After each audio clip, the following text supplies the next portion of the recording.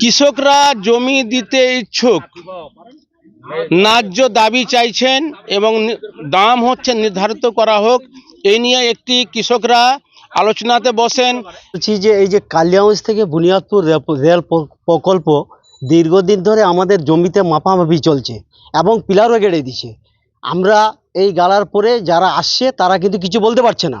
তারপর আমরা মঙ্গলবারে ডিএম অফিসে গেলাম, গিয়েও আমরা 100 থেকে 150 লোক যাওয়ার পরেও আমরা ওই অফিসারের কাছে কোনো পরিবর্তন পেলাম না যে আমাদের জমি মূল্য। আমরা যেটা দাবি দিয়েছি, আমাদের জমি প্রত্যেকের কার কতটা যাচ্ছে সেটা চিহ্নিত করতে হবে, প্লাস ন্যায্য মূল্য 3 গুণের 4 গুণ টাকা আমাদের দিতে হবে। সেই দাবিটা আমরা সেদিন করে আসছি, কিন্তু তারা কিচ্ছু বলছে না যে কয় টাকা দিবে। হ্যাঁ, লিখিতভাবে করা হয়েছে। কতটুকু জমি যাচ্ছে? আমার জমি যাচ্ছে 70 শতক, 70 শতক জমি যাচ্ছে। তাহলে এই যে 70 শতক জমি যাচ্ছে, আমাদের প্রত্যেকের উক্তি যাদের জমি বেশি যাচ্ছে আমরা একটা চাকরি চাই, প্লাস 4 গুণ টাকা চাই, এবং কি জমি কার কতটা যাচ্ছে সেটা নোটিফিকেশন করে দিতে হবে, প্লাস জমির কতটা মূল্য সেটা দিতে হবে। তাহলে জমি দিব, নচেত জমি দিব না। কিন্তু জমি আমরা দিতে ইচ্ছুক আছি, কিন্তু রেট না জানা অবধি আমরা কিন্তু জমি দেব না। আমরা কোনো ফর্মও সইও করব না, আমরা কিছু জমাও দিব না। আমরা প্রত্যেক ওই জন্য আমরা এক জায়গায় আছি, এক জায়গায় থাকবো। আমাদের ন্যায্য না জানা অবধি আমাদের দাবি থাকবে। না হলে আপনারা কি করবেন?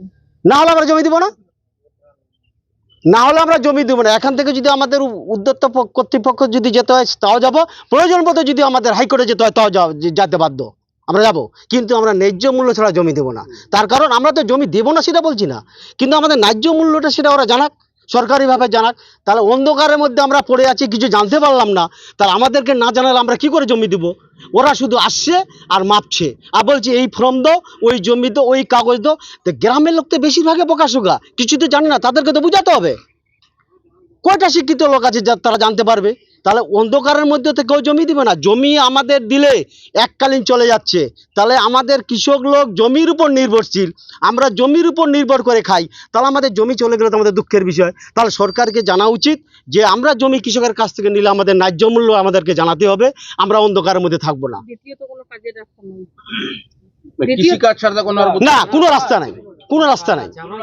আর আমাদের একটা চাকরি লাগবেই।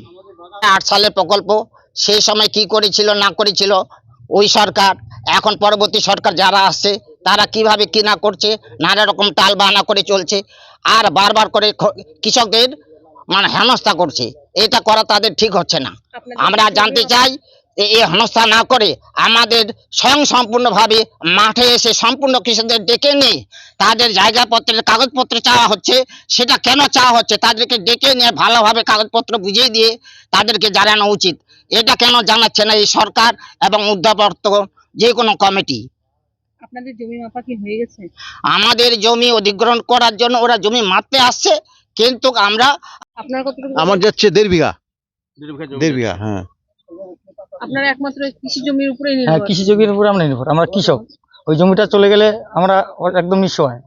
ওই জমিটা চলে গেলে আমি খাবো, আমার ছেলে খাবে, আমার ছেলের ওটা নিয়ে আমরা ইচ্ছুক। হ্যাঁ, আমরা হ্যাঁ, ইচ্ছুক। জমি সবাই ইচ্ছুক, জমিতে সবাই ইচ্ছুক, কেউ তো বাধা দিচ্ছে না। কিন্তু আমাদের ন্যায্য মূল্যটা আমাদের সরকার দিক, যারা ওইটা দিয়ে আমাদের সংসার চলে। নির্ধারিত করুক। হ্যাঁ, আমরা তো জমিতে সংসার চলে কি না, ওই টাকা দিয়ে আমার সংসার চলে। আমার আপনার নাম? মৃন্ময় ভৌমিক। আপনার নাম? মানিক বর্মন। যাচ্ছে আপনার 10 কাঠা মাটি। চলে যাচ্ছে আপনার? হ্যাঁ, 10 কাঠা মাটি যাচ্ছে, আর আমরা গরিব লোক হাতে খাই, পেটে মেটাই। 25 তারিখ পর্যন্ত আমরা যদি কোনো রেজাল্ট না পাই আবার তাহলে আমরা আন্দোলন। জমিতে নামতে দেব। আপনারা সরকারের কাছে কতদিনের জন্য করেছেন, টাইম দিয়ে সরকার? আমরা 25 তারিখ পর্যন্ত বলেছি।